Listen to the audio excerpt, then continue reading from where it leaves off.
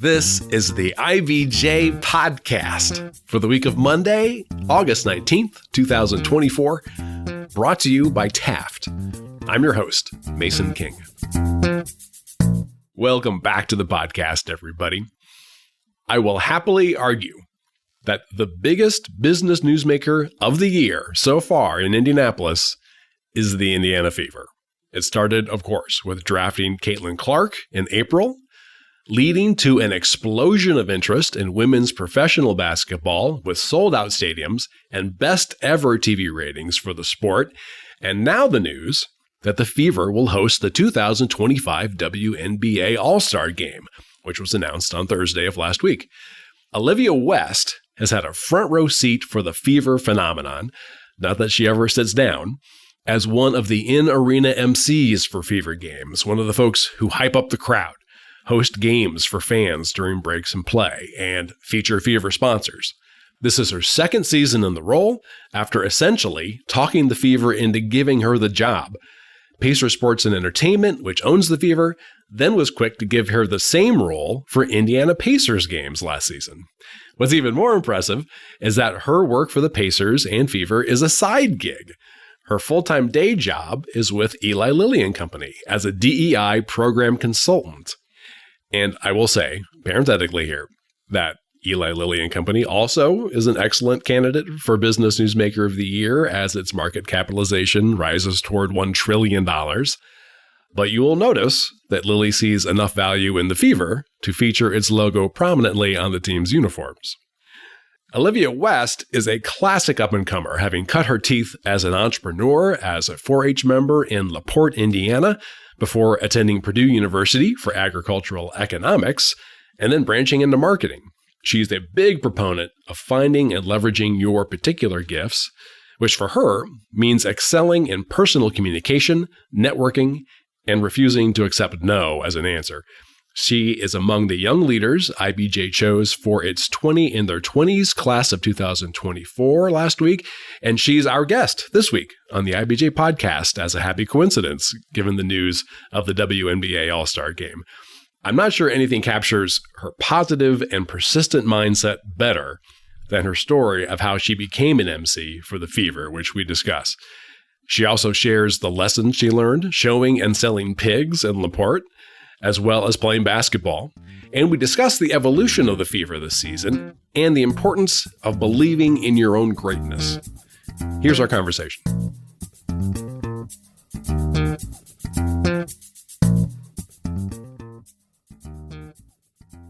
It's my pleasure to welcome to the podcast Olivia West, a DEI program consultant for Eli Lilly and Company and in-game host, or MC, if you will, for Indiana Pacers and the Indiana Fever. Olivia, thank you for coming to the studio today. Thanks for having me. Thank you for having me. What an amazing time to be an Indiana Fever fan. What an amazing time to be a fan of the WNBA at large, because everyone knows it's just announced the 2025 WNBA All-Star Game is going to be here in Indianapolis. Okay, you have to stop anticipating my questions. No, seriously. Mason, I was so excited about it because listen to this. Caitlin Clark said in a totally off-the-cuff interview, oh yeah, you should bring this to Indy. And I don't know if they heard her. Yeah, that was at the last All-Star Game, right? I don't know if it was already in the plan, but it's amazing. Indy did an amazing job hosting the 2024 NBA All-Star, and so proof of concept, let's do it in Indy again. We just reported, because we spoke with Mel Raines, who's the president of Pacer Sports and Entertainment, that actually this became a potential reality in June. Apparently, there was a city that was set to host that at the last second was like, we really can't. Yeah. There's some kind of scheduling conflict, and we don't know which city it was. But it got to the Pacers, or they called up the Pacers and said, would you possibly be able to do this for next year? I mean, having a lead time of like 12 months is... for this kind of thing is not much time. Sometimes you have as much as 2 or 3 years. But this is Indianapolis, we stay ready. We host March Madness in 3 months, lead time. So we do it. And so here we are. So what did you know about that before they announced it today?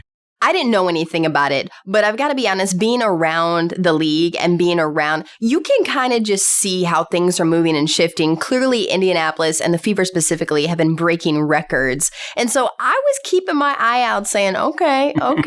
And I also am, really close to a lot of partners of the league. And so, of course, they're planning where are we going to be? How are we going to activate our brand with the fans? And so I'm really, really involved in that. I'm all about the brands. I'm all about the fans and really just driving equity, whether that's in the workplace or outside of work in the sports and entertainment sphere. Do you have any sense of what you would be doing or what you will be doing at the All-Star Game a year from now? I have no idea right now. I'll tell you what I would like to be doing. I would like to be hosting the actual All-Star Game itself. So that is a bucket list item. I was actually a part of WNBA All-Star in Phoenix a couple of weeks ago. So it was in Phoenix, Arizona, July 19th and 20th. And I was partnered up with actually the WNBA itself in the convention center. So I was the host of WNBA Live. We activated 24 partners. We had over 15,000 fans come through. So I hosted that, but I didn't do the in-arena stuff. But they're going to do that again. Yes, they next are. year. WNBA Live will be a thing. And it's going to be great. I'll probably be a part of that too. I mean, Mason, right now, I'm not putting limits on things, right? I am a dreamer. And I think that's why you've seen me show up the way I have, because I'm not just dreaming about it, I'm doing it. And there'll be a skills competition, the 3-point competition, and it's at the game. Yes, let's do it. Oh, yeah, that's a great point. Do I want to do the starry 3-point? I don't know, but I trust that my people over at the Pacers and Fever are going to set me up for success, and the whole city is going to enjoy a great weekend of celebrating our WNBA All-Stars in 2025. So you're the in-game host? Yes. For the home Fever games. I have a sense of what that means. Yeah. Could you really spell out for me what you do? Even if it's to sort of start like from the beginning of the game or an hour before the game. Walk me through what your responsibilities are, where you go, what you do. My responsibility on game day as an in-arena host and or MC for the Fever is I am all about the fans. I talk to the fans. I activate the fans. I'm welcoming everyone to Gainbridge Fieldhouse. You're one of the first voices and faces you'll see on the big screen. Hey, what's up, fans? Welcome to Gainbridge Fieldhouse. I'm Olivia. I'll be your MC for tonight's game. And let's say we have a theme. Maybe there's a sponsor night. Let's say IBJ had a night. I say, hey, welcome to Indie Business Journal night with the Fever. We're going to be doing a couple of fun things and just keeping the energy. I am the one who's just guiding you through the game, guiding you through the program. I also play the games with fans during the timeouts. So if it's a shooting competition, it might be a St. Elmo's shrimp eating competition. We do a whole lot of great and fun things, but that's what I do. Game day, I'm all about the fans. I'm telling them about the brands that work with us and sponsor the Fever, and it is a whole lot of fun. Mason, people are always saying, Olivia, you look like you're having so much fun. And I said, yeah, that's because I am. I am, genuinely. And the best part is I would be there at the game whether or not I was working in that position. And I think that's why it happened. Well, that actually is why it happened. Yeah, we'll get to that. We'll get to that. Stop anticipating my questions. I'm quick, Mason. Like, this is what I do. I love it. This is my jam. So now tell me the story of how you became the in-game host for the Fever. I have a sense of it. This is one of the all-time great stories of just pure moxie and initiative. I became the in-game host for the Indiana Fever because I asked. I asked. You have to ask for what you want. And okay, there's like a few more layers, but let's peel them back, Mason. So what happened? This was the summer of 2022. The Indiana Fever were playing at the Indiana Farmers Coliseum at the Indiana State Fairgrounds, right? The Coliseum, the Indy Fuel plays there, but people also show horses there, right? It is a multi-purpose arena. And it was funny, Alyssa Smith was reflecting on playing there and said, at one point we were playing in a barn, which she wasn't really wrong, right? Yeah, right. Indiana Farmers Coliseum is... And this was because the Gainbridge Fieldhouse was under renovation. Undergoing like a $360 million renovation. Absolutely. In preparation for NBA All-Star. And so it was they at that point because I wasn't a part of it. But I would go to a lot of games. And you know what? Those were challenging building seasons for the team. The team was going through a lot of trades. Obviously, coaching was in transition as well. And they were building. It was clearly a franchise that needed to get back to their winningness of the 2012 WNBA championship. And I was there. I was there at the Indiana Farmers Coliseum. I was loving it. I was just eating it up. And I would often go by myself. And one day, I just ran into Allison Barber. Dr. Allison Barber is the COO of the Indiana Fever. And I knew who she was. I knew what role she served with the team. So I just introduced myself and I said, hey, I'm Olivia West. I love the Fever. I've loved the Fever since I was a little girl. And it's just surreal for me to be here. So thank you all for doing this. Thank you for showing up and playing hard every game. And you're going to keep seeing me show up. And so she asked me a little bit about where I'm from. I'm from LaPorte, Indiana, Northern Indiana. Grew up being a massive Tamika Catchings fan. And especially as a young hooper, that's who you wanted to be more like. Be more like Tamika. Work like Tamika. Rebound like Tamika, which I don't do at half the level that she does. But truly, she's such an inspiration for me to this day. And I introduced myself to Allison Barber, and we exchanged contact information. Nothing. I was like, that's great. She's amazing. Team's growing, and I'm just going to keep coming back to these games. Yeah, and I just want to point out, just because I'm thinking about it right now, just that in itself. I mean, I can't tell you how many times I've been to a Pacers game or a Fever game. I mean, even though, I have a job that, requires a lot of public interaction, I never think to say, hey, yeah. hey, I'm Mason, I work for the IBJ.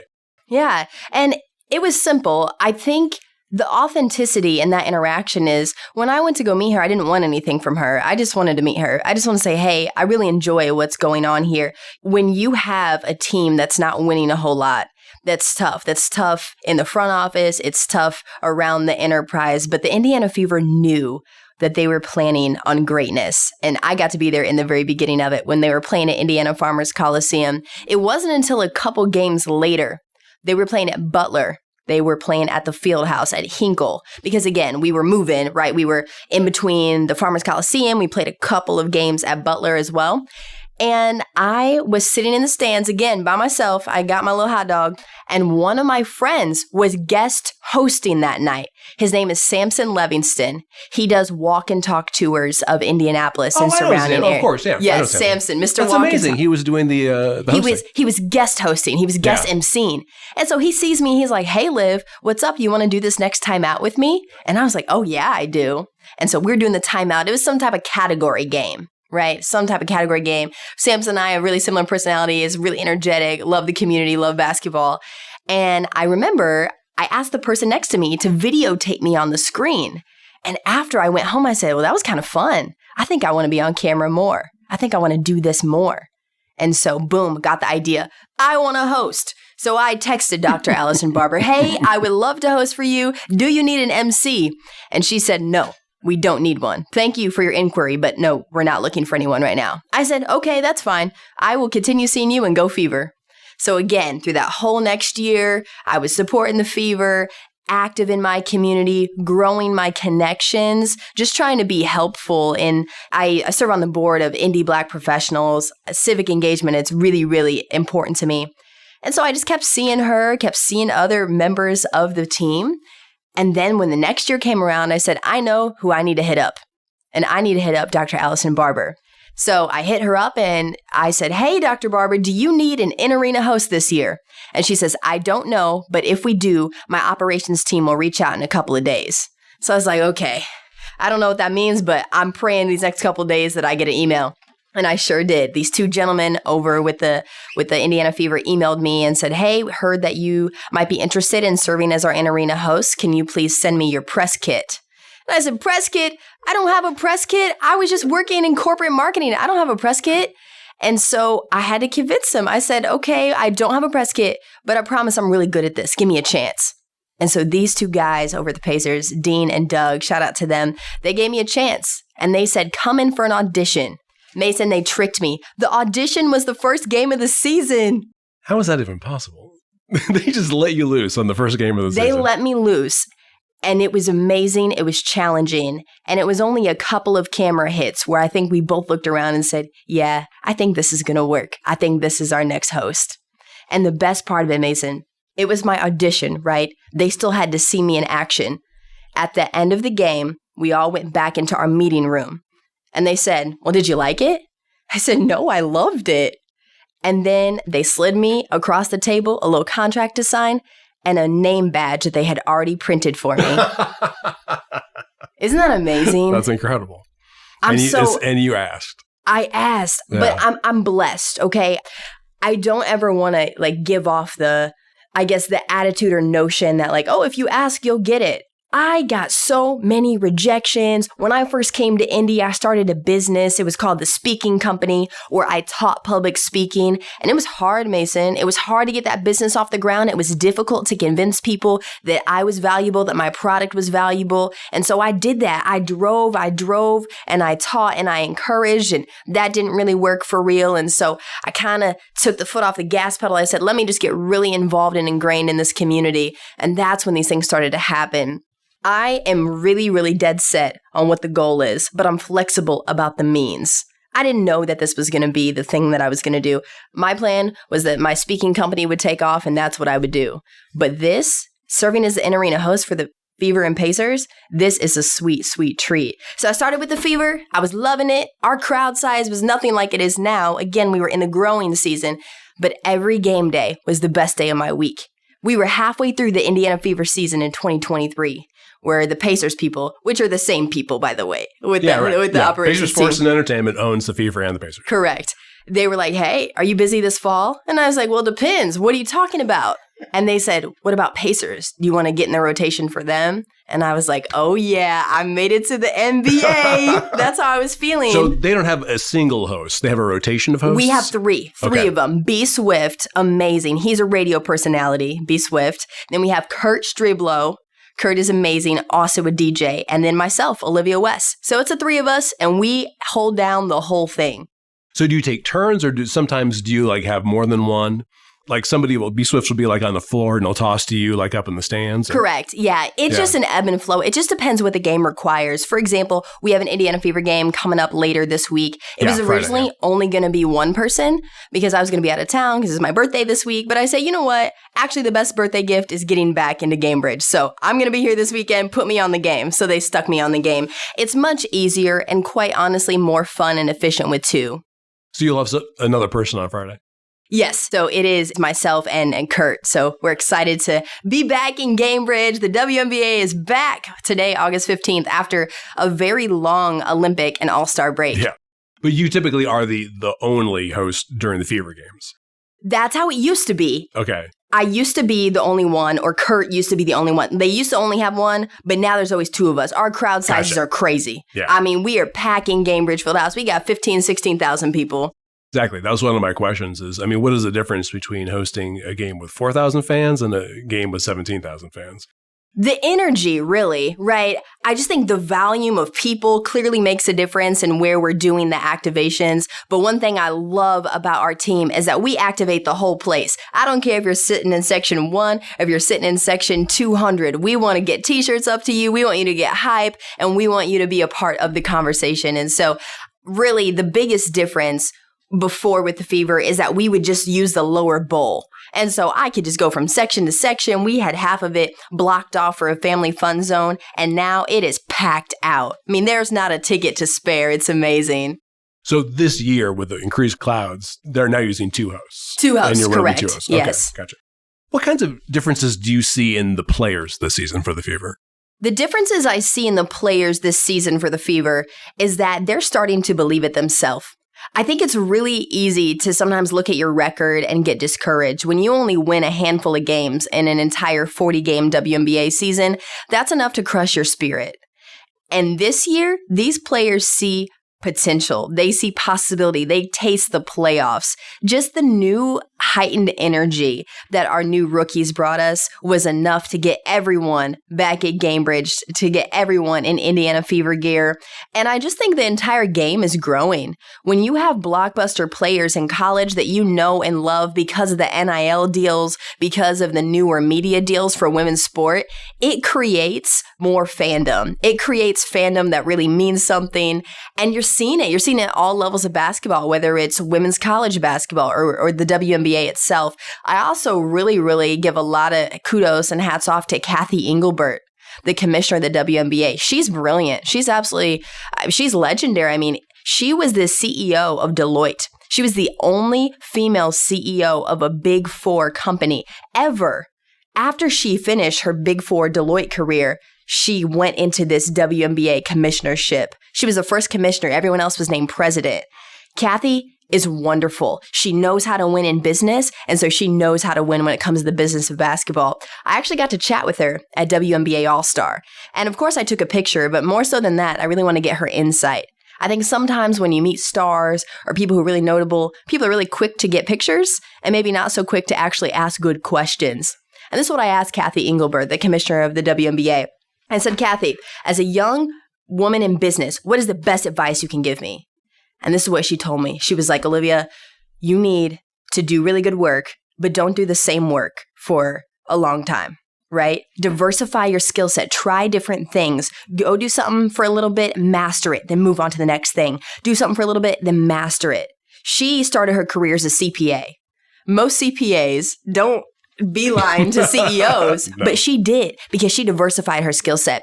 The second thing Kathy encouraged me to do is to continue to build my network, build meaningful connections, and add value to other people. Don't just meet people because it's a fun thing to do or you just want to be known, but truly, and this is what I say, I don't really care about being known. I want to be someone worth knowing. What can I do to be someone worth knowing? What value can I provide? What problems can I solve that's going to make me someone worth knowing?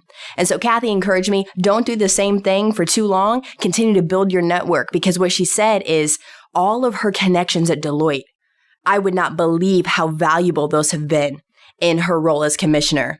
And so hearing that from her, I said, yes, I'm going to take it and do it. And now let's get a picture. But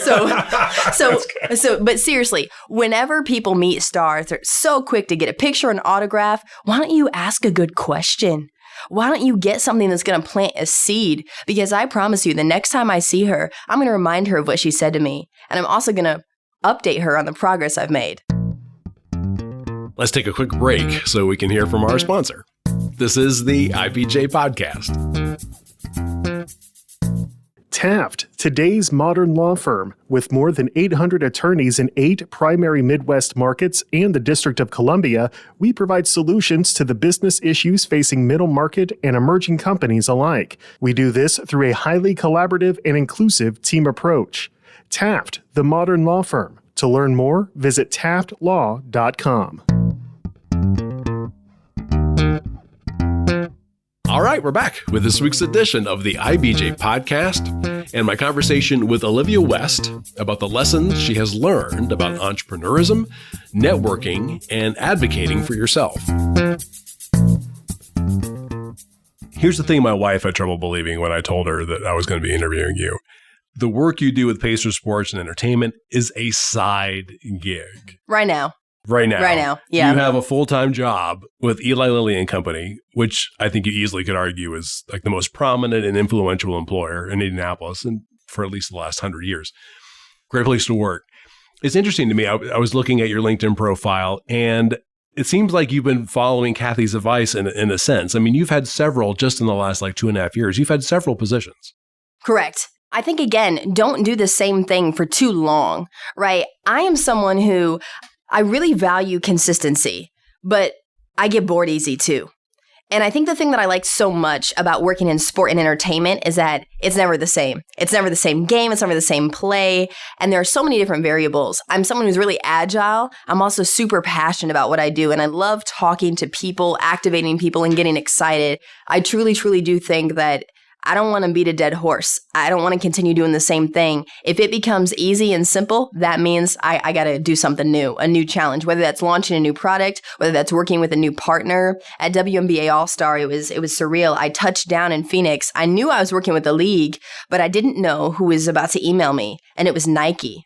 Nike emailed me and said, "Hey, Olivia, we're having a clinic tomorrow. Do you got some time in between 12 and 2? And I made time. When Nike emails you, you just make time. But that was a dream for me. And so I went to their clinic. I interviewed a couple of their athletes. I interviewed Natasha Cloud. She's a WNBA champion. She won the championship with the Mystics, and now she plays for the Phoenix Mercury. It was great catching up with her. We were talking and teaching to some young basketball players. That stuff doesn't happen if you're just only doing your job. Right. Doing your job in 2024 is, it might be enough for some people, but I think for me, doing my job is not just checking some boxes. Doing my job is being effective, being valuable, and being valuable to my community. So in March of this year, you became a DEI program consultant for Lilly. What is that? DEI program consultant for me means that I use data and analytics to substantiate our DEI programming. DEI across the board means a lot of different things to a lot of different people. When it comes to Lilly, how are we being equitable and fair in our treatment of our patients, the people we serve, and of the people who work at Eli Lilly and Company? And so it's my job and privilege to use data and analytics to tell the story. How are our people doing? How are they being treated? How are they getting access to new opportunities? Also, for the people that we serve, diversity in clinical trials, our equity initiative across our patient populations and community. It's really a pleasure. It's complex work, but it's work that matters, and it's work that we're committed to do. Now, when you started working full-time for Lilly in 2021, your roles were in marketing, like creating marketing materials, and you said interpreting, for example, brand metrics. That wasn't exactly what you studied in school. It was not. I went to Purdue University and I studied agricultural economics. I grew up in a small town in northern Indiana called LaPorte, and there I was a 10-year 4-H member where I showed horses and pigs.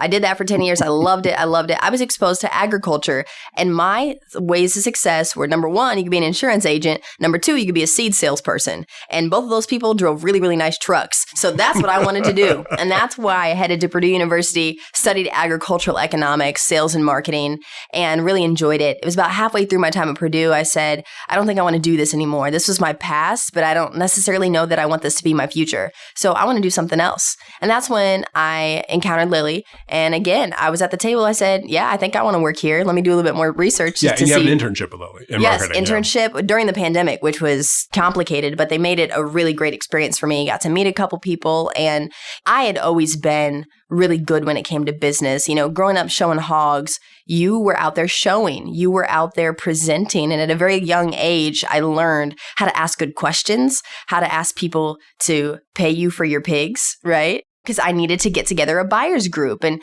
listen, being nice does not sell. You got to go around the city, the county, and say, hey, my mom has insurance from you. Want to give me some money for my pig? And then you had to do it again at your doctor's office and at your dentist. And so I think really early on, I learned the value of that entrepreneurship, of that entrepreneurial mindset of how do you do business and how do you provide people value? Because people don't pay for nothing. People want something out of it. So how can you drive that value? I'm sorry, can we go back real quick? That you were asking for investment in the pig? Yeah. So let's say I wanted $1,000 for my pig. Right. You want to sell the pig. I want to sell the pig at the county fair at the end of the week. After I had worked. After you show the pig. Yes. After I show the pig, it's time to sell the pig. I wanted as much money as I could possibly get for that pig. And so I could find one person to give me $1,000, or I could find two people to give me $500, or I could find 10 people to give me $100. 100 is clearly the most appealing. And so you would go around and put together what you would call a buyer's group. So it's this whole group. And when the auctioneer is saying who bought it, they would list every person's name in that group. And so with the more quantity of buyers you got, drove the price up, and you got the same amount of exposure. And so I learned really young that was the way to do it. Some hogs at our county fair would sell for $5,000 and $10,000, not from a single buyer, but from a buyer's group. Once you learn the game, you can master the game. Okay, so the more buyers you have, potentially the more you can sell the pig for. Correct. And you're selling pork, just so we get to it. Well, I am not a 4-H person, but you're selling the parts of the pig I'm going to eat. Yes and no. So actually, there's a whole business behind that. Most of the people who buy the animals at the county fairs don't take the animal home. What they do, let's say, Mason, you bought the pig for $500. The market, the meat packer, will pay you $200 for the pig. So you only pay the difference. That's what's super cool. So most of the people who buy hogs, buy goats, buy the Angus, they don't even want the animal. They just want the advertising right. They just want to say, I supported this 4-H kid. That's what you're selling. That's how it works. You're selling you. The person. You're selling you. Yeah, but what they're getting is exposure. Exposure, yeah. Not necessarily the pig. Right. They're getting the exposure. Well, and really, in business at large, I mean, yes, of course, the end result is people are buying the solution, but they're buying you. Are you trustworthy? Are you going to follow up? Are you going to answer their questions? Are you going to provide top tier service? And I think as I think about my professional career and journey, yes, they're buying my competency and what I know, but they're truly buying, who is she? Is she going to bring value? Is she going to be the one that's going to solve these problems the best? And when I think about my career, I don't think about me versus anyone else. Beating them is no problem if I bring my best. I heard an interview with you where you said actually you weren't initially interested in being involved in 4-H or showing pigs, but then it was a family tradition. You literally had to show pigs for at least a year. At least a year. That was the rule. Tell rule. me about this tradition. That was the rule. So my entire family showed hogs. So I have an uncle. His name is Bill Spence, and to this day, I mean, he's an older gentleman, and he could still tell you everything about all the hogs in the state. He is amazing. My whole family is so supportive, and it was just something that you did as a part of the West family. You would show a hog. You would buy it. You would raise it for the summer. You'd walk it. You make sure that it walked properly with its head up, and then you would show it at the fair and you'd sell it. It was just like an unwritten rule of something that you did. This was something you did, but this is also something that you did well and you took pride in. And I think if you can learn to do the little things well, the big things will come. It's literally a lesson in entrepreneurism. Yeah. If you can do the little things, if you can feed, water, and walk a pig that you don't even really care that much about, but you care about the process, you care about the outcome. As 4-H kids, we work really hard to create good quality product. What that product is a pig. It's a pig at the end of the day. It is a production animal. And we work really hard. And I mean, work that you have to have a lot of perseverance and integrity for. No one's posting on Facebook or Instagram or making TikToks about getting up at 6 a.m. and feeding your horses, but it's got to be done. And it's in the margins that you win. And I think that's what's really made me successful now. It's like, I'm not winning because I'm doing big things. I'm winning because I'm doing the small things consistently. I'm winning because every no that I get, the no just tells me next opportunity. People tell me no all the time. And I love it because that just means next opportunity. I didn't start getting big answers until I asked big questions. I just realized that's an acronym. Yeah. Oh, yes. I love it. And next opportunity. Amazing. People tell me no all the time. Oh my gosh. You would not believe some of the questions that I ask. Hey, can I do this? Can I be the one to do this? No. Okay, that's fine. Next time or just next opportunity. And I just keep the train rolling. Now, you also showed horses or a horse. A horse, yes. I have had 5 or 6 horses throughout my life, and I loved every single one of them. Annie, Alfred, Spike. But the one horse that has my heart, his name is Mickey. I don't own him anymore, but he has a girl, a young 4-H girl, that she loves him. She loves Mickey because he wins her a lot of prizes, a lot of awards, a lot of trophies. He did that for me too. But Mickey and I have a really cool story. He was actually a rescue horse. And I don't know how familiar you are with that whole thing, but rescue animals, a lot like rescue dogs or cats, they are animals taken from an environment that's either unsafe or unstable where they're not being taken care of properly. And the authorities seize them, raise them for a little bit, and then adopt them out. Well, this horse, Mickey, he was skin and bones. I had a performance horse at the time. And this performance horse, he had hurt his knee. He was starting to develop some arthritis in his knee. You know, when an athlete develops arthritis, you're kind of done. And so he needed to retire. And I was looking for a new horse. One day I was at my trainer's barn, right? Any champion has a trainer. Any basketball player has a coach. In horses and being an equestrian, you call them your trainer. I was over at her barn, and my mom spotted this really skinny horse in the corner, and it was Mickey. And my mom said, I think we need to take him home. And there was this other woman who was a friend of ours and said, let's take him home. And so we took this frail, fragile horse, he was very young, home. And the veterinarian said, if he lives for a couple more days, he'll be okay. But these next few days, he might pass. He was skin and bones, but he was still so sweet. He's got these big brown eyes with these long eyelashes that look like he should be a part of a makeup commercial. And he was just the sweetest boy. And so we adopted him, nurtured him back to health. How old were you at this time? I was probably 10 years old, between 10 and 12. And I fell in love with this horse. He was so sweet, so gentle. Humans were not nice to him. They didn't feed him. They didn't care for him. But yet he was so nice to us. And once I got a hold of him, we gave him the best life ever. And then he got back to health. And we said, okay, it's time to train him up. And I went to a trainer. This trainer's name is Lindsay. Wow, she believed in me. She believed in us. And someone else had told me, yeah, he's maybe a 3rd or 4th place horse. But this trainer said, no, he's not. And you're not either. You're a champion. And I'm going to make sure that you get there. And so she invested in us. And for months and months, we worked, we labored hard. And when it came time to come back to the fair, I didn't get 3rd or 4th. I was a champion. And I think that was the first time that I really tasted what it means to win and what it takes to win. And I was addicted to both. I'm not a farm person at all. Here's the part of your story that resonated with me that I picked up from one of your previous interviews.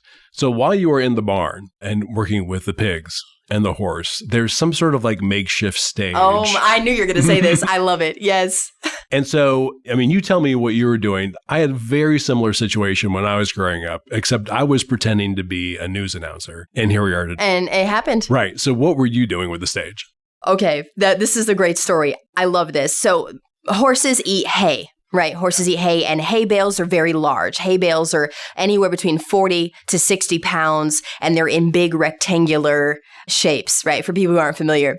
And when you have this hay, you got to stack it because it would take up all your space if not. And so what we would do is we would stack the hay up, and then slowly as the horses ate the hay, you'd cut it and then you'd distribute. Well, when I saw the hay, I said, this looks like a stage to me. And so I would get up there on the hay bales. Maybe they were stacked 3-4 high, so a couple feet off the ground. And I would look across the pasture. I would look across the indoor arena that we had. And I would sing. I would teach. I would preach because I'm a Christian. I'm a believer in the Lord. I would just say anything to the point that sometimes the neighbors would complain because we had a sound system too, because I like to listen to music when I would ride or I would work. And so I would be up there. You were preaching through the sound system? I was preaching through the sound system. Right on. I was talking. I wasn't talking to I was talking to the horses. Maybe Mickey was listening, but he didn't have anything better to do, right? I'm sure he loved it. Yeah. He was sitting there with his head out of his stall, just kind of listening. And who knows? I was a teenager. I don't know what I was talking about. Maybe basketball, maybe my faith, maybe the news, who knows? But that was where the majority of my 10,000 hours came from. It was in those times, no one was forcing me to do it. I just liked it. I liked telling stories. I liked sharing how I was feeling and what was happening around my life and around the lives of the community. And I think that's really where I uncovered the gift of, I like this. I have this gift of gab, and I don't want to keep it to myself. I want to share it. Do you still do it? All the time. I do too. Yeah. That's something that never leaves you. I enjoy, I talk on the phone all the time. People are always like, why are you on your phone? I was like, because I want to talk. I want to communicate. I want to know what's the next big story. And I am writing my own right now. Even at my birthday, I was like, let me say a couple things. And they're like, of course. Of course she wants to say a couple things. A few things. But seriously, yes, every time I open my mouth to communicate, I hope that you see my heart to serve others, to love the Lord, and to just be valuable to others, to be someone worth knowing. I want to drive solutions. I want to drive profitability. I want to be kind. I want to be open. Every time I speak, I hope that's what people hear. When you're having your little monologue in the car, I found that it really does help you sort of figure out what it is you're thinking and what it is you want to say. Yeah. I don't know if you have car monologues as well. Oh, lots of car monologues. Yeah, mostly. I also encourage myself out loud a lot too. I'm young, I'm Black, I'm successful, and I'm brilliant. I think for as many people see that and encourage that, there are some people who don't have that same reaction. Maybe they're intimidated. Maybe they think I'm too big for my britches. And so I consistently encourage myself because it's necessary. Basketball. When did you start playing basketball? I started playing basketball when I was in 3rd grade, about the same time I started showing horses. That was another thing too in the family. You showed horses and you played ball. Oh, yeah. Basketball was a thing in the family too. Yeah, not necessarily for all of the women, but definitely my uncles and cousins, my male cousins, they all played basketball. One of them went to the state finals. And, in Indiana, if you go to the state finals in basketball, that's what you talk about for the next at least 20 years. Oh, yeah. So absolutely. That was table talk with my family. And I'm tall. I'm quite tall. I'm, 5'10", athletic. And so I played basketball. Mom kind of forced me to play basketball. Anything that I'm good at today, Mom forced it on me. And then I fell in love with it. Did you play center or forward? Later,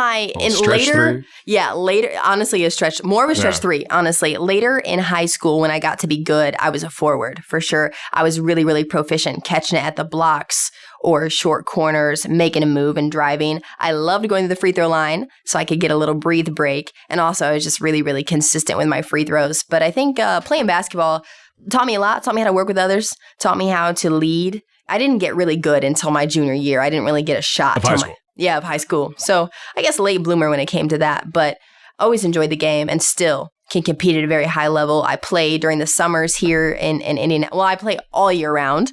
When the Fever are playing, it makes it a little harder for me to play because I'm there at the field house watching them. But I love the game. I love that it keeps us active. I love the competition aspect. I love just all the mechanics of having to play with people that maybe you know, maybe you don't. You develop a chemistry out there, you learn lessons, and you have a great time. Not during the game or anywhere close to game time, but at some time. I mean, are you allowed to pick up a ball and just like shoot on the court? Well, maybe after the game, for sure. Yeah. You know, usually after the game, this is funny. Doug with the Pacers always jokes with me about this, but I love to take pictures. I love to take pictures because pictures help me tell the story. And there are a lot of people who come to Gamebridge and love the Fever, but there are also a lot of people who don't get that chance for whatever reason. Maybe you live far away. Maybe that's just not something that you do. But the reason I take so many pictures and videos is because I think the most powerful story that we have is our own. And I want to tell mine. And so, yeah, people always joke with me like, Olivia's always taking pictures. But it's truly because I want to capture the moment. I'm having a great time. And I want to encourage other people that if you make good choices, if you go get your education and you learn how to provide value and solve problems, you can do it too. You can do it too. This is so cool. Earlier in 2024, I was interviewing Shannon Sharpe. Shannon Sharpe, amazing media personality. Yeah, NFL receiver. Yeah. Yes. I was interviewing Shannon Sharpe on behalf of Steward Speakers, a local Indianapolis organization. I'm on the board with them as well. And I got off stage and I was kind of walking outside of my green room and there was this little girl, this little black girl that came up and grabbed my leg and hugged it. And I was looking down at her. I was like, whose kid is this?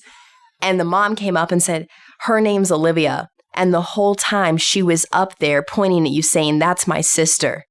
I said, oh my goodness.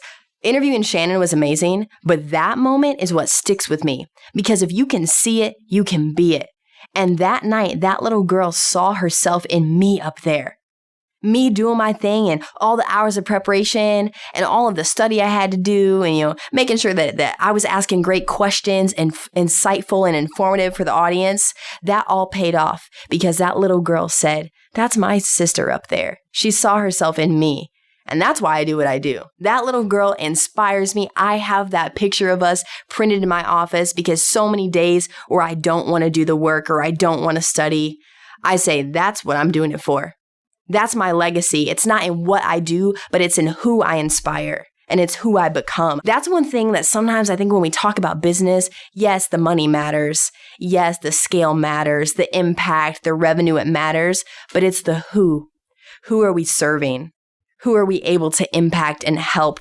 That's what I want my legacy to be. Not in the what I did. That's great that I do these things, but who am I? Am I kind? Am I helpful? Am I available? Assume that after games, I mean, there are definitely opportunities just to interact with kids. I mean, even more so than you do during the game. Absolutely. Yeah. Oh, yes. And I love it. Anytime a kid wants to take a picture or make a TikTok, I'm all for it. Because seriously, if you can see it, you can be it. Really, really young, I was just so attached and attracted to Oprah Winfrey. I didn't learn until much later how actually successful and influential she was and continues to be. But there was something about her, about the way she asked questions, about the way that she was bold and tells stories with authenticity. There was something that I was so attracted to. I said, I want to be more like that, but I want to be more like that in myself. So how can I be the best version of myself that is bold, that is authentic, that is doing more of what I love? And so Oprah to this day, my goodness, that's a bucket list for me. I just want to not get a picture, but I want to ask a great question. I want to have a great conversation with her. Okay, I'm going to ask you an Oprah question. This is too invasive. Let me know. Yeah. It's fine. Growing up, did you ever have any trouble with anxiety or depression? Me? No. Fortunately, glory to God that I didn't. I think that my background growing up on the farm with the horses, with the pigs, I was very emotionally regulated. I had so much to worry about, to care about. I had such a loving family. I can honestly say, no, I did not struggle with that. And praise God, I don't to this day either. I think that's another key to success. I mean, you have to be right inside in order to be able to pour out effectively. That's something, if I'm not doing well, how am I supposed to do well for you? For these brands, these businesses that I work on behalf of, how am I supposed to be effective for you when I'm not even showing up for myself? So glory to God, I've not had those issues. That's something that I have to consistently keep a pulse on. I think the reality of how fast-paced things move, of course, that can make you a little anxious, but never to the fact that I've had to get help for anything like that. Yeah, that's an incredible blessing. Yeah. I mean, so many people in the entertainment industry, one way or another, are seeking some kind of approval that they didn't get, or filling some kind of hole that's present and that manifests, when they're not on stage as depression or anxiety. So good for you. What's first and foremost in my life is my faith. That's where I get everything. I mean, the blessing comes, and not all the rest of the stuff, but the blessing for me is Jesus Christ himself and the salvation that I gain from that. Everything else is extra. I mean, everything else is supplementary. And so I think to me, I mean, a lot of these things, it might not, nothing lasts forever except for my relationship with my faith. And so I'm grateful. It's something that I'm not shy about either. I mean, we're sitting here. Of course, I don't have a Bible with me, but I wear my cross necklace almost all the time because that's priority in my life. And anyone who wants to talk about that, I gladly welcome it. We can talk about sports. We can talk about business. But let me tell you about the best story I've ever heard. You strike me as someone who is thinking 3 or 4 steps ahead. Always, yeah. I think I know where you're going to be in a year, but 3 or 4 years from now, where would you like to be? This is an excellent question, a question that I think about often, about where I want to be. And do I have a strategic plan? Yes, I have a strategic plan. I said, okay, I'm going to do this, I'm going to do this. But you know what? The best plan that I've ever subscribed to, I remember at the beginning of 2023, I said, God, my plan did not really go as planned in 2022. So whatever you have for me is what I want. I flipped it on his head. I said strategic plan is nice, but honestly, didn't really work out for me. So God, whatever you want from me is what I desire. And I just started taking a different approach. I said, I'm going to maximize every day, every moment, every relationship. I'm going to add value, and doors will open. There will be some doors that open because I'm the one that banged them down. There will be other doors that open because I've demonstrated a skill set and a proven track record of she'd be great for that. So I think in the sport and entertainment space, a lot of it is a little bit of both. I mean, yes, you have to be talented, and yes, it has to be the right time. I think that we're seeing an influx of amazing opportunities when it comes to sports, sport media. I've always wanted to, again, tell stories, be effective. I think everything for me, I mean, things change. Even months from now, I don't know if I will still be doing the same things. And following Kathy Engelbert's advice, I don't know if I should be. Your predictions. My predictions a couple of years from now. Well, let's say the predictions for the Fever this season. This season for the Fever, yeah. Playoffs for sure. Hopefully in that championship game. I mean, that's mid-October. That's the goal. I know that's what the team is working towards. They are working so diligently. Their belief system is on an all-time high. The fans are super helpful. I'm so serious. Make noise in the arena. It helps. Oh, it helps everybody. It makes me excited. It makes the players excited, and they just want to dig deep and grind and make that last defensive or offensive play. The Fever are going to continue to grow and glow, and they are rising. I see myself and I desire to be a part of the Fever for a very long time in greater capacities in the future as well. I hope Dr. Barber's listening to this.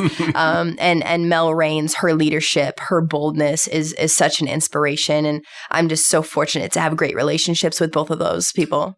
Well, this is great. Thank you so much for stopping by, and go Fever. And we'll see you at the Fieldhouse. Gainbridge hopefully Fieldhouse. In October. Yes, hopefully in October. Let's go. I'm supposed to be going to Guatemala in October for a medical brigade service trip. And that's going to be a really sticky conversation depending on how far we make it in the playoffs, because I'm not missing that. So, yeah. Wait, you're not missing the trip, or you're not missing the playoffs? I'm not missing the playoffs. Are you kidding me? Mason, this is going to be a tough conversation. But listen, I think, again, that speaks to how bold are you going to be? When it comes to the things that really mean something, how bold are you going to be? There was another great opportunity in November of this year. The Indy Women's Fund is bringing Ruby Bridges to Indianapolis. Ruby Bridges, wow. The world knows her as a little girl who was the first one to be integrated into an all-white school. She's now in her 70s. She's coming to Indianapolis as a part of the Indy Women's Fund. She's going to be keynoting. They asked me to be a part of that event. It was an outstanding yes. I had to move a lot of things, but I said, that is where I want to be. I want to provide value, and I want to help tell this story across generations. And so when things like that happen, it's amazing here at the end of the month in August is going to be Rally. It's the world's largest cross-sector innovation conference. Alexander Rodriguez is going to be there. I said, I want to be involved in his experience here. Maybe that's not the primetime interview on stage, but it's another opportunity where I'm going to get to liaise some Q&A with him. So I think being bold and asking for what you truly desire and having the skill to back it up. You can make all these big grand asks, but you have to over-deliver. And I think with me, if there's anything that I want people to remember, it's to under-promise, over-deliver every time and become someone worth knowing. Be kind, be open, be gracious, and find whatever your gift is and use it in service to others. Well, I hope we can meet up again in a couple of years and we'll see what's new. We'll see what's new. It's going to be exciting. It's going to be new to me, but I'm going to love it. My thanks again to Olivia West. You can read more about her and the 19 other up-and-comers identified in IBJ's latest edition of 20 in their 20s in the latest issue of the Indianapolis Business Journal.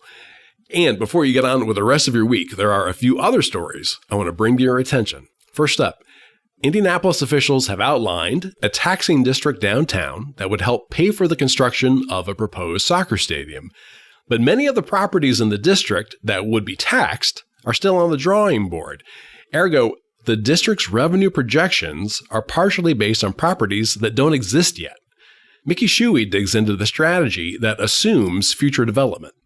Also in this week's issue, Daniel Bradley has a progress report on development of Andretti Global's new 400,000 square foot headquarters in Fishers. And Dave Lindquist details the latest burst of creativity from local songwriter Richard Edwards of Margot and the Nuclear So-and-Sos, which includes 2 screenplays and a new album. And again, you can find these stories in the latest print edition of IBJ or online at IBJ.com. And I will say it is quite a bit easier to access all of the latest business news and all of IBJ's data on Central Indiana's business community and economy if you're a subscriber. We're running a promotion right now that gives you complete access for $1 per week for 3 months, just to get a sense of how valuable and original our content is. Just go to IBJ.com and click on the subscribe button. And thanks again for making time this week for the IBJ Podcast. I'm Mason King. Hang in there, everybody. We'll be back again next week.